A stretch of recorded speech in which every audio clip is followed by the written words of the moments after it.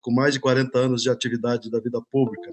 Começou como vereador de Londrina, minha cidade, foi deputado estadual, foi deputado federal e governador do Paraná. Depois, em 2018, foi candidato a presidente da República e hoje é líder do Podemos no Senado e tem projetos importantes lá para mudar o rumo do país, como o fim do foro privilegiado e também a redução da taxa de juros. É um senador combativo que luta pela defesa do Estado de Direito e da democracia. Vamos falar então com o governador Álvaro Dias. Boa tarde, senador. Oi, Germano. Um abraço, uma alegria conversar com você, esse londrinense aí, pé vermelho, não é? Eu estou no sul do país, aí, olhando esse Brasil vivendo um drama da pandemia, desse coronavírus. O sul aqui foi, infelizmente, foi premiado com um ciclone bomba, né, que causou um grande estrago, especialmente em Santa Catarina. Mas estou aí à sua disposição, Germano. Bom, como eu falei no início, o senador tem um projeto importante que é o fim do foro privilegiado. Já está há algum tempo lá no Senado. O foro privilegiado hoje ele dá imunidade aí praticamente para 50 mil políticos brasileiros. E o senador quer mudar essa história. Ele quer que o foro privilegiado acabe e fique restrito só a alguns casos. Aí, o presidente da República. Como é que é esse projeto, senador? Por que ele não anda? Olha, Germano, realmente o foro privilegiado é uma excrescência, né?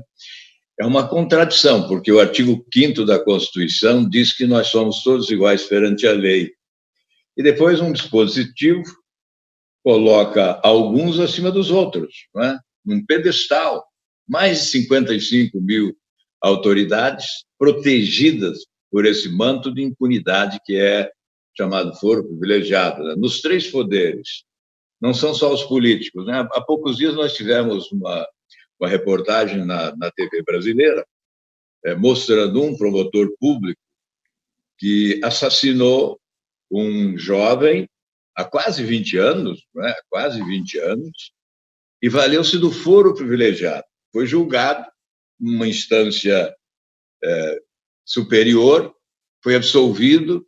Recentemente, ele perdeu o emprego de promotor, foi demitido por alguma razão, e a justiça anulou a sentença. E ele será julgado de novo num tribunal de júri popular. Então, veja o que faz o foro privilegiado, não é? Ele teve esse privilégio, foi absolvido, e se ele conseguir empurrar adiante com expedientes protelatórios até 2024, o crime prescreverá e ele ficará impune. Este é um exemplo, mas nós temos tantos exemplos, né? No caso da Operação Lava Jato, por exemplo, nós tivemos 285 condenações em primeira instância, com mais de 3 mil anos de cadeia. E no Supremo Tribunal Federal tivemos apenas uma condenação. Nós sabemos que o Supremo Tribunal Federal não é aparelhado para processos criminais. E com 11 ministros apenas, né, é impossível dar conta de tanta demanda como passou a ocorrer a partir da Operação Lava Jato. Então, o fim do foro privilegiado é um salto civilizatório. Está na Câmara, Germano, desde junho de 2017, quando nós aprovamos no Senado. Eu apresentei o projeto, veja, em 2013, levamos 4 anos no Senado, foi aprovado em 2017, junho, foi para a Câmara, aí passou pela Comissão de Constituição e Justiça, passou pela Comissão Especial, está pronto para votação no plenário da Câmara, bastam duas votações, numa única sessão, e o projeto poderá ser promulgado. Então, já são mais de 546 dias que o projeto está pronto, na mesa da Câmara dos Deputados, e não é colocado na ordem do dia. É evidente que cabe ao presidente da Câmara essa tarefa, não é? Todos nós sabemos dessa prerrogativa que tem o presidente. Mas, realmente, seria um salto civilizatório, seria um passo adiante na direção da nova justiça que todos nós desejamos, onde todos seremos iguais perante a lei. Então, esse, Germano, é um projeto essencial. Agora, senador, lá na Câmara, o senhor acha que é o fato de muito deputado estar respondendo a processo parece que são mais de 100 deputados, né, que respondem a processo no STF. O senhor acha que isso tem alguma coisa a ver com essa demora? Olha, eu tenho a impressão que há uma pressão, inclusive, de outros poderes, não só de dentro da própria Câmara. Acompanhei o debate na comissão especial, conversei muito com o relator à época, Efraim Filho, e havia uma pressão de fora para que ele alterasse o projeto. E nós trabalhamos para que o projeto não fosse alterado, a fim de que não retorne ao Senado. Seria uma estratégia de protelação, não é alterar o projeto.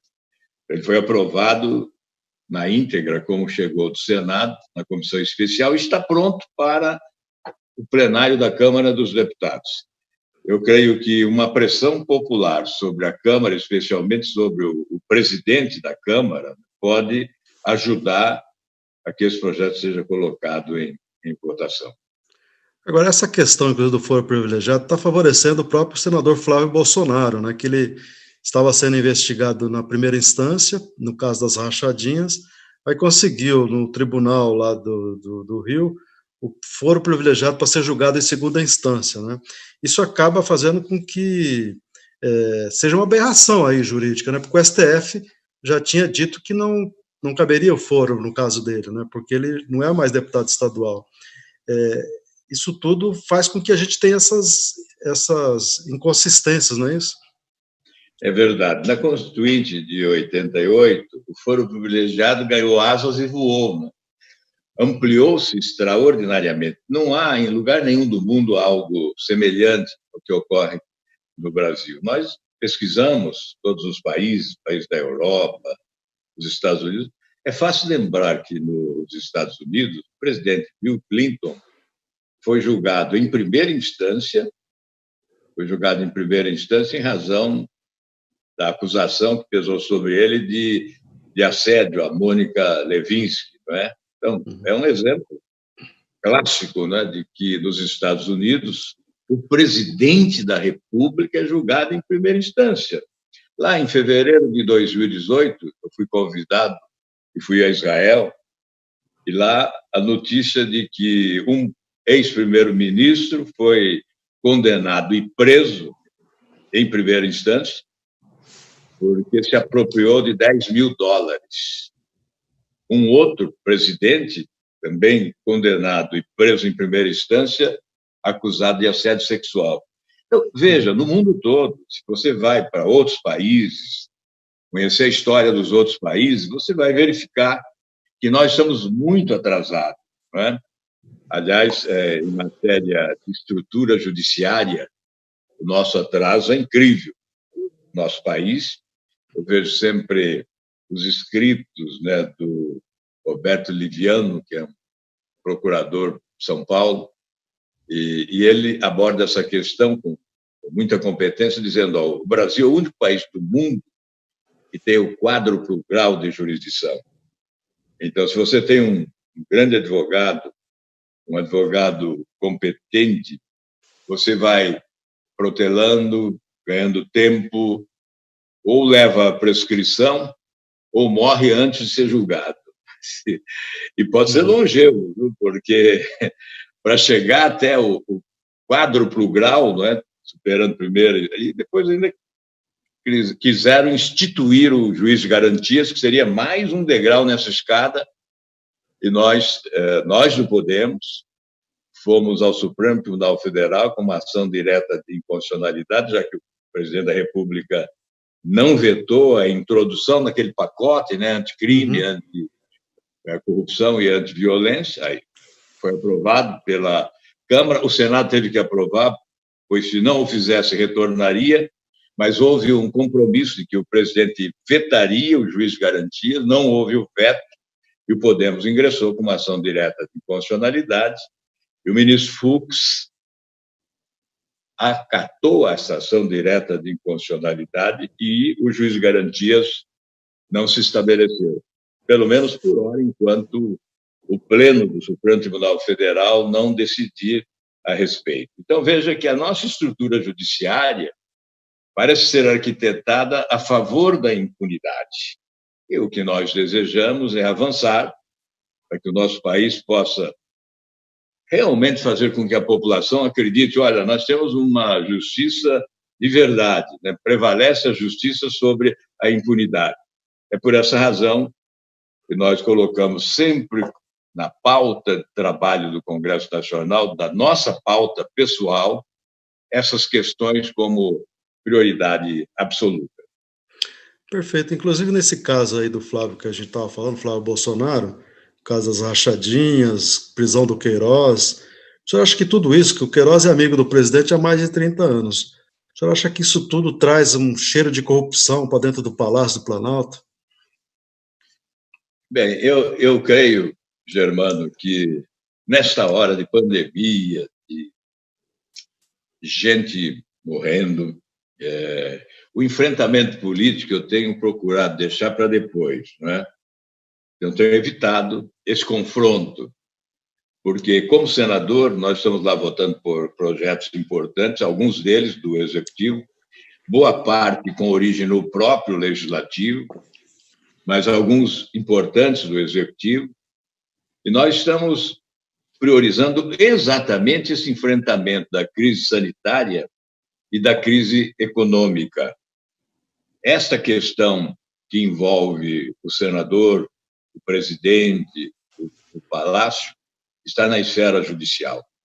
Então, nós estamos aguardando, temos que aguardar os inquéritos que estão em curso, não é? Para depois, então, podermos fazer a avaliação que nos cabe fazer do comportamento do Poder Executivo nesse momento. Eu sei que muitos devem cobrar, né? Você tem que ser mais afirmativo nessas questões, você tem que ser mais contundente, não é? Mas é que nós olhamos à frente e vemos uma população sofrendo as consequências da pandemia e da crise econômica. Nós temos que evitar conturbar ainda mais esse ambiente, jogar lenha na fogueira, combustível no incêndio e criar mais problemas, mais dificuldades para o nosso povo. Veja que o desemprego está crescendo de forma extraordinária, as famílias estão ficando cada vez mais endividadas, hoje já são 67% das famílias brasileiras endividadas, não há sensibilidade da parte do sistema financeiro, que continua cobrando taxas de juros incríveis, inclusive sobre o cartão de crédito. Então, estas questões, né, para nós hoje, são essenciais, Germano. E o enfrentamento político nós vamos deixar para depois. Senador, senador Álvaro Dias, o senhor sempre teve um destaque aí no Senado com projetos na área econômica, que o senhor sempre foi um protagonista nesse campo aí. E eu sei que o senhor tem projetos aí na área de redução de juros bancários, né? O senhor disse que os cartões de crédito no Brasil são uma excrescência, né? Que tem juros de 1.200% ao ano. O que o senhor pensa nessa área aí de reduzir esses juros abusivos? Olha, há anos, né, eu venho estudando o sistema financeiro do nosso país e pela competência de banqueiros importantes, mas pela generosidade do nosso governo, se ofereceu espaço para um oligopólio. Então, são 5 grandes bancos que respondem por cerca de 90% do crédito do país e que tiveram, no ano passado, o maior lucro da sua história. Com um PIBinho de 1,1%, os bancos tiveram um lucro fantástico de mais de 108 bilhões de reais no ano passado. Esse sistema financeiro tem sido, sim, um obstáculo ao desenvolvimento econômico do nosso país. No momento, nós já pedimos auditoria da dívida pública, que tem a relação estreita com esse oligopólio, com o sistema financeiro, com os 12 dealers privilegiados, né, que são os responsáveis pela rolagem da nossa dívida pública, que hoje chega já a 80% do produto interno bruto, né, cerca de 7 trilhões e 300, mas os nossos bancos, pela primeira vez, superam o produto interno bruto com um patrimônio de 7 trilhões 360 bilhões. É por essa razão que nós nos preocupamos com dívida pública, com o sistema financeiro, com a administração dessa dívida, com a generosidade do governo com o sistema financeiro também na rolagem da dívida, com operações compromissadas, que até o início do ano chegava a 1 trilhão e 15 bilhões de reais, hoje passa de 1 trilhão e 200 bilhões de reais, são operações que o governo, via Banco Central, realiza com os bancos, né, com taxas de juros privilegiadas, e por isso os bancos não se preocupam em concorrer no mercado, eles não dependem dessa concorrência, porque eles possuem já um cliente seguro, que é o governo. E é essa a razão de nós apresentarmos esse projeto, Germano, que nós vamos exatamente olhar o lado mais frágil da sociedade, que está endividada, né? São 67% das famílias brasileiras que estão endividadas. E nós sabemos que das famílias endividadas, 74% estão endividadas com o cartão de crédito. A inadimplência é brutal, porque as taxas de juros são fenomenais. Isso é uma agiotagem oficializada. Não há como não se irritar, não se ficar indignado, principalmente quando há um lobby poderoso para impedir que se vote um projeto que quer estabelecer um limite das taxas em 30%.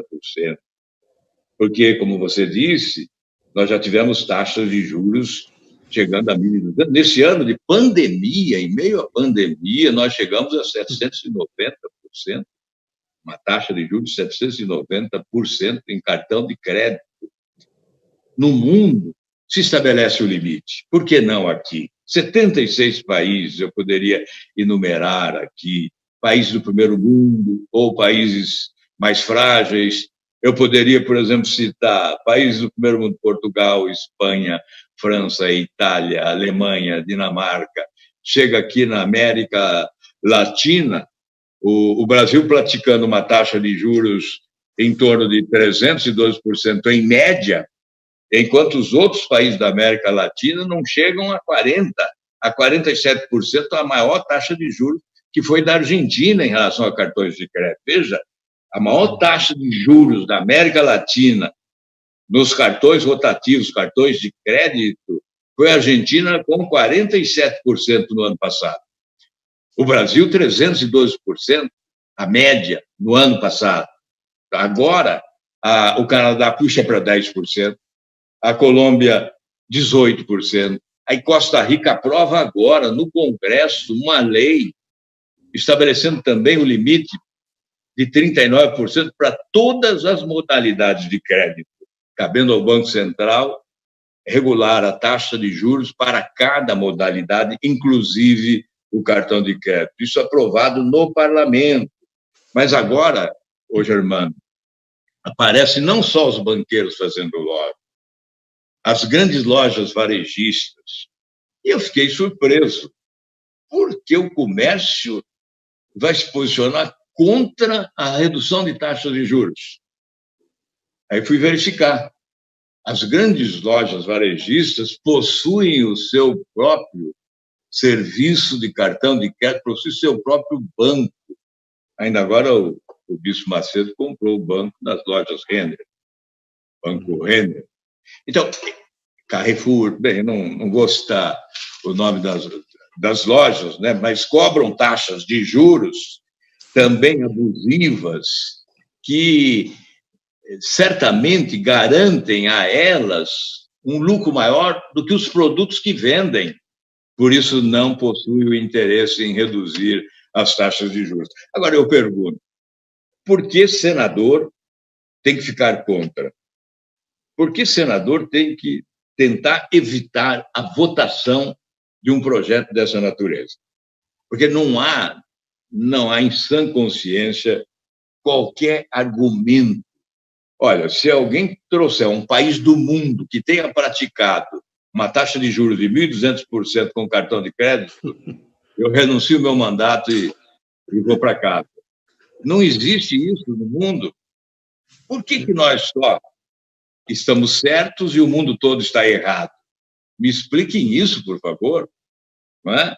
Que me expliquem isso, que justifiquem essa barbaridade de taxas de juros. Eu vou citar algumas lojas aqui sem dizer o nome, não quero fazer propaganda, não. Mas olha aqui, uma delas, 428%, a outra, 381%.